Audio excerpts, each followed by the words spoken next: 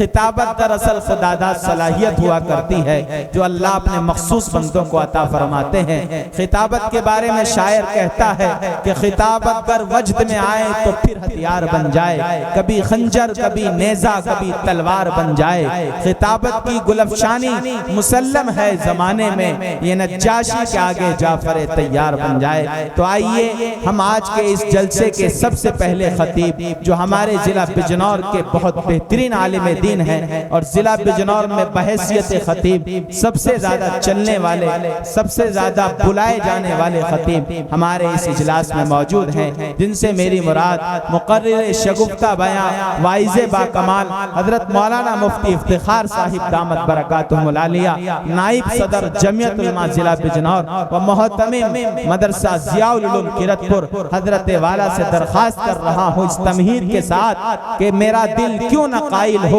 تیری سحر لسانی کا، میرا دل کیوں نہ قائل ہو تیری سحر لسانی کا، سنا ہے ہر طرف چرچا ہے تیری جادو بیانی کا۔ حضرت مفتی صاحب تشریف لائیں اور اپنے خطاب نایاب سے ہم سامعین کو مستفیض فرما دیں۔ السلام علیکم ورحمۃ اللہ وبرکاتہ۔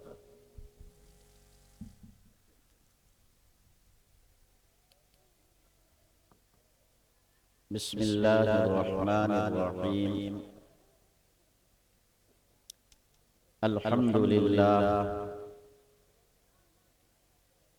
للہ الذی خلق الانسان وعلمہ البیان،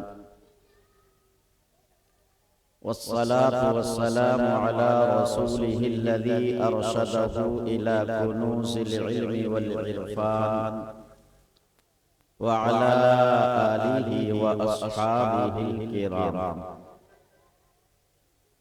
أما بعد فأعوذ بالله من الشيطان الرجيم، بسم الله الرحمن الرحيم۔ قالوا ربنا أطعنا سادتنا وكبراءنا فأزلونا السبيل، ربنا آتهم ضعفين من العذاب ولعنهم لعنا كبيرا۔ قال النبي صلى الله عليه وسلم: ما نحل والد ولدا من نحل أفضل من أدب حسن، أو كما قال عليه الصلاة والسلام۔ نہ یہ دن نہ یہ رات باقی رہے گی، نہ یہ دن نہ یہ رات باقی رہے گی، بس اللہ کی ذات باقی رہے گی۔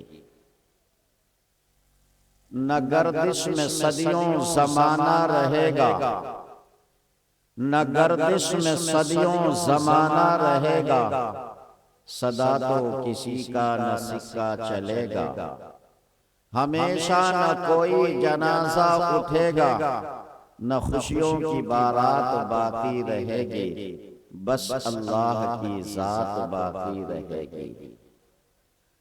بہار دنیا ہے چند روزہ، نہ چل یہاں سر اٹھا اٹھا کر، بہار دنیا ہے چند روزہ، نہ چل یہاں سر اٹھا اٹھا کر، خدا نے خود مٹا دیے ہزاروں نقشے بنا بنا کر۔ بہت ہی قدر و منزلت کے مستحق اسٹیج پر تشریف فرما مؤقر و مقتدر علماء کرام، بہت ہی عزت و احترام کے قابل میرے سامنے تشریف فرما میرے دینی اسلامی بھائیوں، بزرگوں، پیارے بچوں، نوجوان ساتھیوں، سب سے پہلے تو یہ گزارش ہے کہ یہ بچے جو ہیں یہ بیٹھ جائیں، ان کو کہیں بٹھا دیا جائے یا بچے پیچھے چلے جائیں، اور اس پنڈال میں جو جہاں ہے اگر وہ کھڑا ہے تو بیٹھ جائے۔ مناسب تو یہ ہے کہ کہیں اگلی کرسی پر آپ تشریف رکھیں، لیکن جہاں بھی جگہ ملے بیٹھ جائیں۔ بہت زیادہ لمبی چوڑی گفتگو نہیں ہوگی، مختصر بات کرنی ہے۔ لیکن دین کی باتیں اگر عظمت کے ساتھ، اہمیت کے ساتھ، ادب و احترام کے ساتھ سنی جاتی ہیں تو مالک کائنات عمل کی توفیق بھی دے دیتے ہیں۔ اس لیے ہم جتنی دیر سننا چاہیں سکون کا، اطمینان کا ماحول بنا کر کے رکھیں، بہت توجہ کے ساتھ، لگن کے ساتھ، عمل کی نیت کے ساتھ سنیں گے انشاءاللہ۔ آج کا یہ اسٹیج بہت ہی معتبر ہے، ہمارے بہت ہی مشفق کرم فرما حضرت مولانا شاہ نواز صاحب دامت برکاتہم تشریف فرما ہیں۔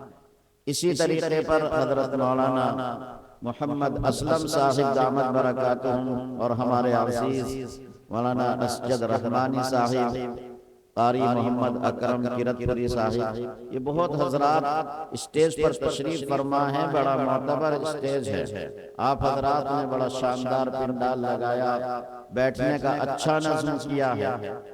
اب بس اس کی ضرورت ہے کہ ہم نے یہ جس کے لیے کیا ہے وہ مقصد ہے ہمارا دین کی بات کہنا اور سننا، ہم اس کام کو ذرا توجہ کے ساتھ کریں۔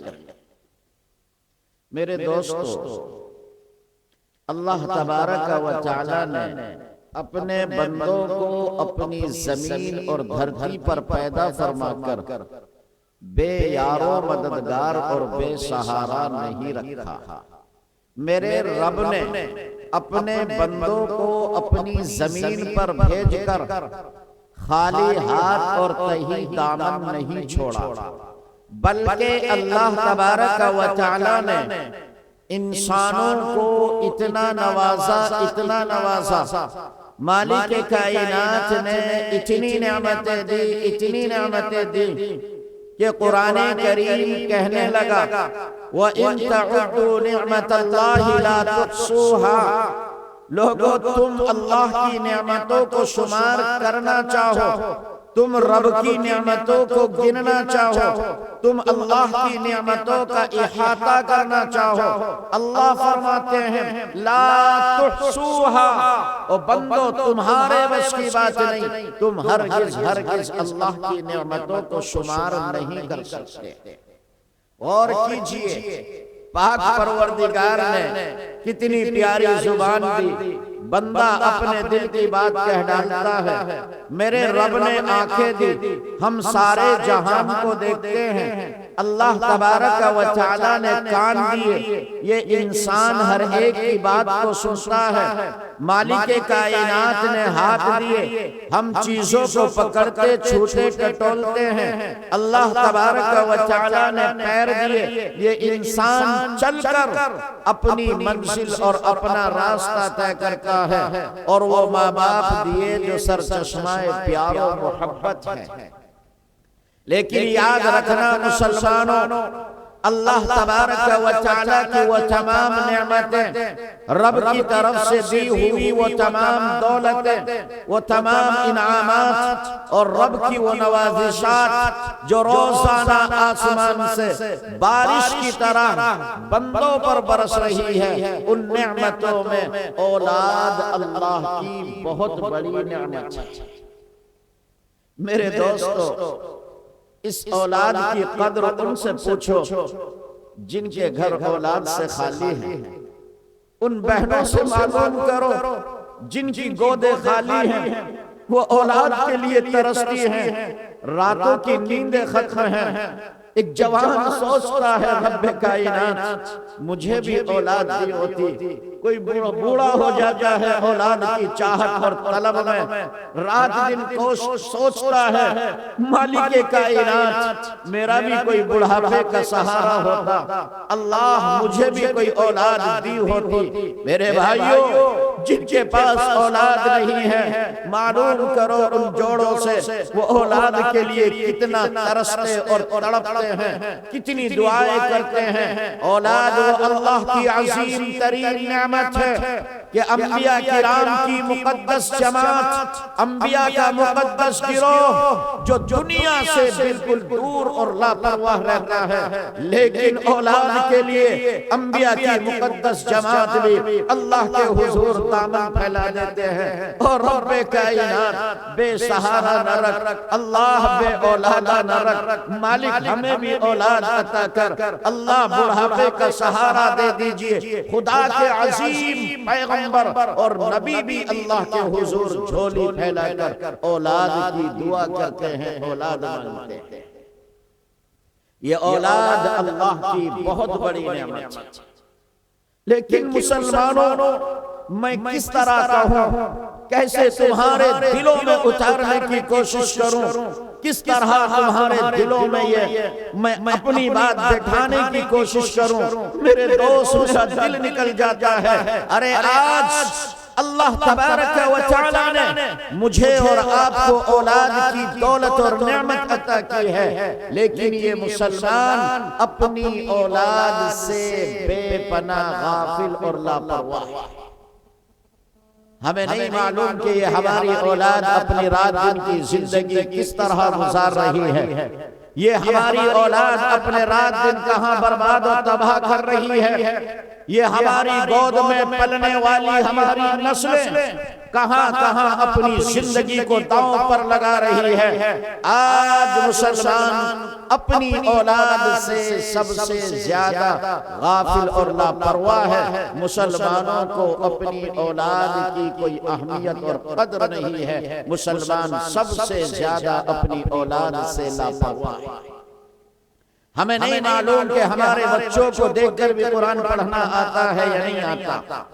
آج ہمارے بچے دیکھ کر اللہ کا قرآن نہیں پڑھ سکتے، آج ہمارے بچوں کو نماز یاد نہیں، کلمے یاد نہیں۔ مسلمانوں، دنیا میں جتنے بھی مذاہب اور دھرم کے لوگ ہیں وہ کچھ نہ کچھ اپنے دھرم کے بارے میں ضرور جانتے ہیں۔ آج یہ آخری پیغمبر کا دیوانہ اور مستانہ ہے کہ اس کو اپنے مذہب کے بارے میں کوئی علم نہیں ہے۔ ہماری اولاد کو یہ خبر نہیں ہے کہ ہم دنیا میں کس کی امت میں ہیں، ہمارا نبی کون ہے، ہمیں اسلام اور ہم اسلامی تعلیمات کیا سکھاتی ہے۔ آج مسلمانوں کو اور ان کی نسلوں کو کوئی خبر نہیں۔ یاد رکھنا مسلمانوں، اگر ہم اپنی اولاد سے غافل رہے، ہم اپنے بچوں سے لاپرواہ رہے، ہم نے اپنی اولاد کو دیندار نہیں بنایا، ہم نے ان بچوں کو صحیح معنی میں آخری پیغمبر کا غلام نہیں بنایا۔ میں کھل کر کہہ رہا ہوں، ہماری عبادتیں، ہماری ریاضتیں، ہماری بندگیاں، ہمارا تہجد، ہمارے چلے 4 مہینے، ہمارا راتوں کو اللہ کے سامنے گڑ گڑانا، یہ بھی ہمارے کام نہیں آئے گا، یہ اللہ کی پکڑ سے نہیں بچا سکتا اگر ہم نے اپنی نسلوں کو دیندار نہیں بنایا۔ میں نہیں کہتا، قرآن کریم کہتا ہے، قالوا ربنا اطعنا سادتنا وکبراءنا فاضلونا السبیل۔ جب یہ ہماری اولاد جہنم کا ایندھن ہوں گی، یہ ہماری اولاد اللہ کی پکڑ میں آئیں گی، ان کو جہنم میں ڈالا جائے گا، فوراً پکار اٹھیں گے، اور دو جہاں کے پروردگار، یہ ہے میرے دادا جان، یہ ہے میرے تائے، یہ ہے میرے چچا، یہ ہے میرے ابو، یہ ہے میرے فلاں رشتہ دار، ہم جہنم کا ایندھن ہوئے تو ان کی وجہ سے، اور دو جہاں کے پروردگار، اگر ہمیں جہنم میں ڈالا جائے گا، ان کو ہم سے پہلے عذاب دیا جائے اور ان کو اپنی رحمت سے بالکل دور پھینک دیا جائے۔ میرے دوست، جس اولاد کو سر ماتھے پر رکھتے ہیں، جس اولاد کو سینے سے چمٹا کر رکھتے ہیں، جس اولاد کے لیے گاڑی کا، کھیت کھلیان کا انتظام کرتے ہیں، اعلیٰ خاندان میں شادی کرتے ہیں، میں کس طرح کہوں مسلمانوں، میری اگر طاقت میں ہوتا تمہارے پیر پکڑ کر کہتا، ایمان والو، یہ اولاد جس کو آج ہم اپنے سر ماتھے پر بٹھا کر رکھتے ہیں، اگر ان کو دیندار نہیں بنایا، کل یہ ہماری پکڑ اور معاوضے کا ذریعہ ہوگا، اور یہ کہیں گے اگر ہم کو عذاب دیا جائے گا، ان کو ڈبل عذاب دیا جائے اور ان کو اپنی رحمت سے بالکل دور پھینک دیا جائے، یہ ہماری اولاد ہماری پکڑ کا ذریعہ ہوگا۔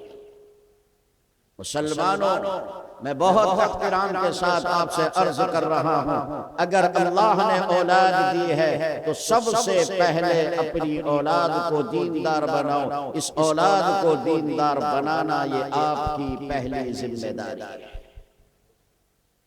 آج مسلمان اپنی اولاد سے بے پناہ غافل ہیں۔ قرآن کریم نے ایک واقعہ ذکر کیا اور اس کی طرف اشارہ کیا۔ اللہ نے اپنے بندوں کو متوجہ کیا اور یوں فرمایا، لوگوں تم اپنی اولاد کا قتل نہ کرو۔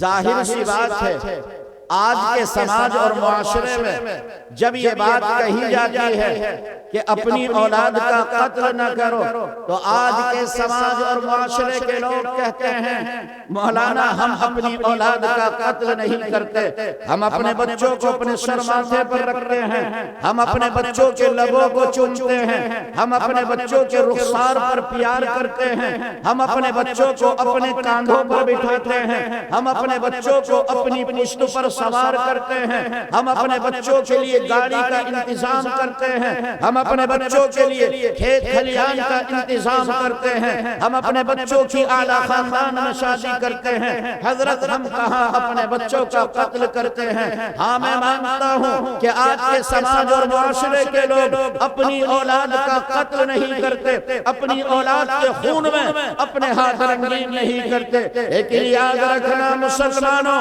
خدا کی دھرتی اور زمین پر چشمے فلک نے وہ دلخراش منظر بھی دیکھا ہے کہ اللہ کے کچھ بندے اپنی اولاد کا قتل کر دیا کرتے تھے، خاص طور پر اپنی بیٹیوں کو زندہ درگور کر دیا کرتے تھے، اپنی بیٹیوں کے خون میں اپنے ہاتھ رنگین کیا کرتے تھے۔ جب ہم لوگوں کا ذکر سنتے ہیں، ان کو کوسنا شروع کر دیتے ہیں، ان کو گالیاں دیتے ہیں، ان کو برا بھلا کہتے ہیں۔ یاد رکھنا میرے بھائیوں، اپنی اولاد کا قتل کرنے والے، اپنی اولاد کو زندہ دفن کرنے والے، اپنی اولاد کے خون میں ہاتھ رنگین کرنے والے اگر مجرم اور پاپی ہیں، کہنے دو کھل کر، اپنی اولاد کو بددین بنانے والے ان سے بڑھ کر مجرم، پاپی اور گنہگار ہیں۔ بے شک ذرا سوچئے، جنہوں نے اپنے بچوں کا قتل کیا، انہوں نے صرف اتنا جرم کیا کہ ان کی حیات اور زندگی کو ختم کر دیا، ان کے جینے کا حق چھین لیا۔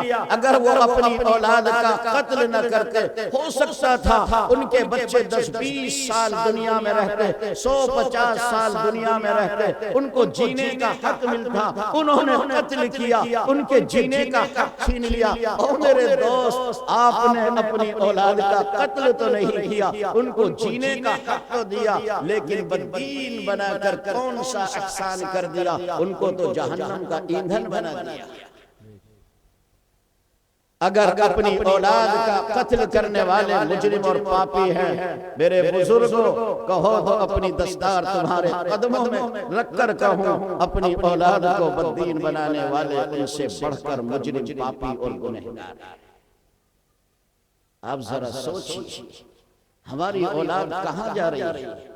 کیا کیا گناہ اور جرائم ہمارے بچوں کی زندگی میں نہیں ہے؟ میں یہاں آپ سے نہیں عرض کر سکتا، مجھ سے زیادہ آپ جانتے ہیں۔ ایک غلط فہمی کہیے یا خوش فہمی کہیے، عام طور پر ایک سوچ اور فکر مسلمانوں میں پائی جا رہی ہے، آپ اسے غلط فہمی کہہ لیں یا خوش فہمی کہہ لیں، وہ میں آپ کو بتانا چاہتا ہوں۔ مسلمان یہ سمجھتے ہیں کہ جو مسلم گھرانے میں پیدا ہو گیا، جس نے ایمان والے گھر میں جنم لے لیا، اب دنیا کی کوئی طاقت اس سے اس کا ایمان نہیں چھین سکتی، دنیا کی کوئی طاقت اس کے ایمان کو اس سے لے نہیں سکتی۔ مسلم گھرانے میں پیدا ہو جانا گویا ان کے ایمان و اسلام کے تحفظ اور بقا کا ذریعہ ہے۔ مسلمان یہ سوچتے ہیں، میرے دوست، یہ دھوکہ ہے۔ کسی مسلمان کے گھر میں پیدا ہو جانا اس کے ایمان کو بچانے کا ذریعہ نہیں ہے۔ پھر سنیے گا اور اچھی طرح سنیے گا، کسی ایمان والے کے گھر میں پیدا ہو جانا کسی کے ایمان اور اسلام کو بچانے کا ذریعہ نہیں ہے۔ بلکہ میں اس سے بڑھ کر کہہ دوں، عام مسلمان کی بات نہیں، کسی عالم کے گھر میں پیدا ہو جانا، کسی مولوی مفتی اور ولی کے گھر میں پیدا ہو جانا، میں اس سے بڑھ کر کہتا ہوں کسی نبی کے گھر میں پیدا ہو جانا بھی اس کے ایمان اور اسلام کی حفاظت کا ذریعہ نہیں۔ اگر کسی کو اعتراض ہو اسٹیج پر یا آپ کو ابھی مجھ سے پوچھ سکتے ہیں، میں پھر کہہ رہا ہوں کسی نبی کے گھر میں پیدا ہو جانا بھی کسی کے دین و ایمان کے تحفظ کا ذریعہ نہیں۔ آپ سنیے گا، حضرت یعقوب علیہ السلام رب کے جلیل القدر پیغمبر ہیں، حضرت یعقوب نبی ہیں، ان کے بیٹے حضرت یوسف نبی ہے، حضرت یعقوب کے والد حضرت اسحاق نبی ہے، حضرت اسحاق کے والد حضرت ابراہیم نبی ہیں، حضرت یعقوب کے چچا اسماعیل نبی ہیں، خود نبی ہے، باپ نبی ہے، دادا نبی ہے، چچا نبی ہے، بیٹا نبی ہے۔ حضرت یعقوب وہ انسان ہیں جس کے اوپر نیچے نسلوں میں نبی ہی نبی ہے۔ حضرت یعقوب کا جب اخیر وقت آیا، اپنے بیٹوں کو بلایا اور بیٹوں کو بلا کر کے کہا، ما تعبدون من بعدی، او میرے بیٹوں بچاؤ، تم میرے بعد کس کی عبادت کرو گے، میرے بعد کس کی پوجا کرو گے، میرے دنیا سے جانے کے بعد تم کس کو خدا مانو گے۔ وہ لائق اور اولاد تھی، کہنے لگے، ابو جان آپ کو یہ خیال ہے کہ آپ کے جانے کے بعد ہم آپ کے پروردگار کو چھوڑ دیں گے، آپ کے جانے کے بعد ہم آپ کے دین و دھرم کو چھوڑ دیں گے؟ ایسا نہیں ہو سکتا۔ جس کی آپ عبادت کرتے ہیں، جس کی آپ کے آبا و اجداد عبادت کیا کرتے تھے، ہم اسی کی عبادت کریں گے۔ لیکن مسلمانوں، میں آپ سے پوچھنا چاہتا ہوں کہ حضرت یعقوب نبی ہے، ان کا بیٹا یوسف نبی ہے، حضرت یعقوب کے والد حضرت اسحاق نبی، اسحاق کے والد ابراہیم نبی، یہ نبیوں کا پورا سلسلہ ہے۔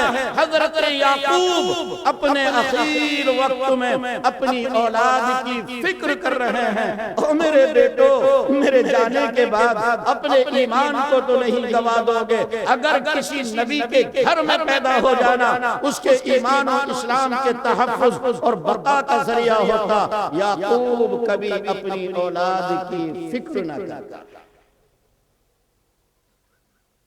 ایک نبی کے بعد اس کی اولاد اپنا دین چھوڑ دے، یہ بہت مشکل ہے۔ لیکن آج میرے سامنے میری اولاد کھڑے ہو کر پیشاب کر رہی ہے، گالیاں دے رہے ہیں، شراب تک پی رہے ہیں، بے حیائی اور برے کاموں میں مبتلا ہیں، ہفتوں تک نماز نہیں پڑھتے۔ میرے دوست، تجھے کیسے نیند آ جاتی ہے؟ کیا تو نے کبھی اپنی اولاد کی فکر کی کہ میرے بچوں تم اپنے دین پر کیوں نہیں چلتے، تم اپنے مذہب پر کیوں باقی نہیں ہو، تمہاری زندگی میں 100% تمہارا دین کیوں نہیں ہے؟ ایک نبی اپنی اولاد کی فکر کر رہا ہے اور ایک عام مسلمان اپنی اولاد سے غافل ہے۔ ہم یہ سمجھ رہے ہیں کہ ہمارے گھر میں جو بچے پیدا ہو گئے وہ اپنے دین و دھرم پر باقی رہیں گے۔ نہیں مسلمانوں، ایک مسلم گھرانے میں پیدا ہو جانا اس کے ایمان و اسلام کے تحفظ اور بقا کا ذریعہ نہیں ہے، بلکہ کسی نبی کے گھر میں پیدا ہو جانا بھی ان کے ایمان و اسلام کی بقا کا ذریعہ نہیں۔ ہمیں خود اپنی اولاد کی فکر کرنی پڑے گی،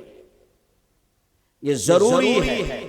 آج نوبت یہاں تک پہنچ چکی ہے کہ ہمارے بچوں کے ایمان کے لالے پڑ رہے ہیں، ہماری نسل اپنے ایمان کے سودے کر رہی ہے، ہمارے بچے اپنے ایمان و اسلام کو نیلام کر رہے ہیں۔ مسلمانوں، یہاں سے جانے کے بعد نہیں، گھر میں بیٹھنے کے بعد نہیں، صبح کو نہیں، 2-4 دن میں نہیں، ابھی اسی وقت آپ کو یہ فکر کرنی پڑے گی کہ میری نسلیں اپنے دین پر کس طرح باقی رہیں گی۔ ہر مسلمان کو اسی مجلس مجلس میں یہ طے کرنا پڑے گا کہ ہمارے بچے اپنے دین و اسلام پر باقی رہیں۔ آج یہ ہر دہلیز تک ارتداد پہنچ چکا ہے، آج پانی سر سے اوپر جا چکا ہے، اب گھروں میں جانے کی بات نہیں، اسی محفل میں طے کر کے جاؤ کہ ہمارے بچے کس طرح اپنے ایمان اور اسلام پر باقی رہیں۔ اسی محفل میں طے کرو کہ خدا نے جو اولاد دی ہے، اللہ تبارک و تعالی نے جو بچے ہم کو عطا کیے ہیں، اس اولاد کا ایمان بچانا، اس کا اسلام بچانا، اس کے دین کو باقی رکھنا، یہ ہر مسلمان کی پہلی ذمہ داری ہے۔ اگر آپ نے اپنی اولاد کے ایمان کو بچانے کی فکر نہیں کی، یاد رکھنا میرے دوستو، ہم کسی طرح اللہ کی پکڑ سے بچ نہیں سکتے ہیں۔ آج کھلے عام ہماری بیٹیاں مرتد ہو رہی ہیں، ہمارے بچے اپنے اسلام سے ہاتھ دھو رہے ہیں، ہماری بیٹیاں غیروں کے ساتھ جا رہی ہیں، اور مسلمان اپنے گھر میں سکون سے بیٹھا ہے، اسے ذرہ برابر احساس نہیں کہ اللہ نے جو اولاد دی تھی، ہمیں اس اولاد کے ایمان اور اسلام کو بچانا تھا، اور یہ ہماری اولاد کس طرح برسر عام اپنے دین و اسلام کا سودا کر رہی ہے۔ اگر یہ اولاد اسی طرح اپنے ایمان و اسلام کو برباد کرتی رہی، مسلمانوں یاد رکھنا ہم کسی طرح اللہ کی پکڑ سے بچ نہیں سکتے۔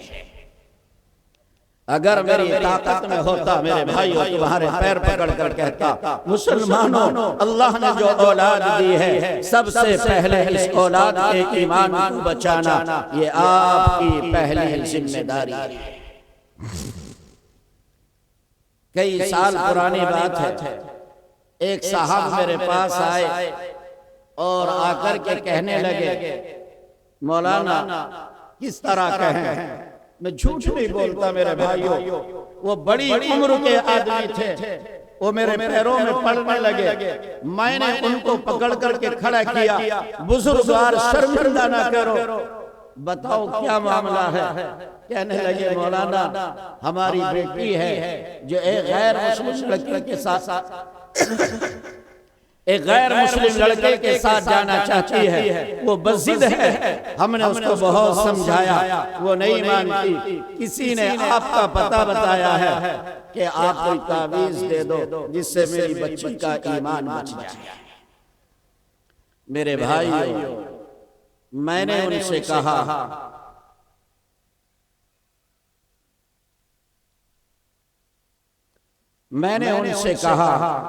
کہ آپ،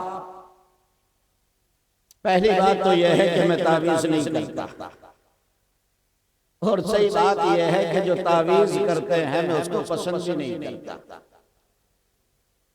آپ غور کیجئے گا، 4 بچے ہو چکے ہیں، میاں بیوی 10 سال سے ساتھ میں رہتے ہیں، 4-5 بچے بھی ہو چکے ہیں، اب بیوی جاتی ہے تعویذ والے کے پاس کہ حضرت میرا شوہر پتہ نہیں کسی نے کیا کرا دیا، مجھ سے تعلق ہی نہیں رکھتا، محبت نہیں کرتا، الگ الگ نظر آتا ہے جاتا ہوا، ایسا لگتا ہے کہ اس کے دل میں میری محبت نہیں۔ وہ ظالم تعویذ والا بھی کہہ دیتا ہاں تیرے شوہر پہ کرایا ہوا ہے، تیرے شوہر پہ آصف کا اثر ہے، اور 2-4 ہزار روپے لے لیتا ہے۔ اس کمبخت سے یہ پوچھے اگر بیوی کے سے محبت نہیں رکھتا تو یہ 4 بچے کہاں سے آئے؟ وہ بھی ظالم کہہ دیتا ہے کہ ہاں 2000 روپے دے اور تیرا شوہر ٹھیک ہو جائے گا۔ بہرحال میں عرض کر رہا تھا کہ میں تعویذ کرنا نہیں جانتا، میں نے ان سے صاف کہا۔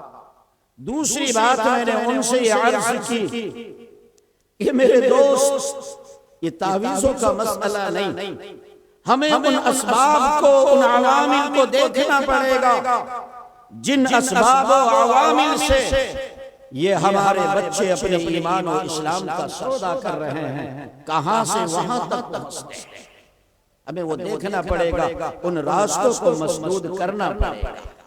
میرے بھائیوں، اپنی نسلوں کے ایمان کی اسلام کی فکر کرو، اپنے بچوں کو محفوظ کرو۔ ہمارے بچے شراب پیے، ہمارے بچے جوا کھیلے، ہمارے بچے گڑبڑ کریں، نمازیں چھوڑے، یہ بچے دین و دھرم سے دور رہیں، میرے بھائی ہمیں اس کی اجازت نہیں ہے۔ یہ نسل اللہ نے کیوں دی ہے؟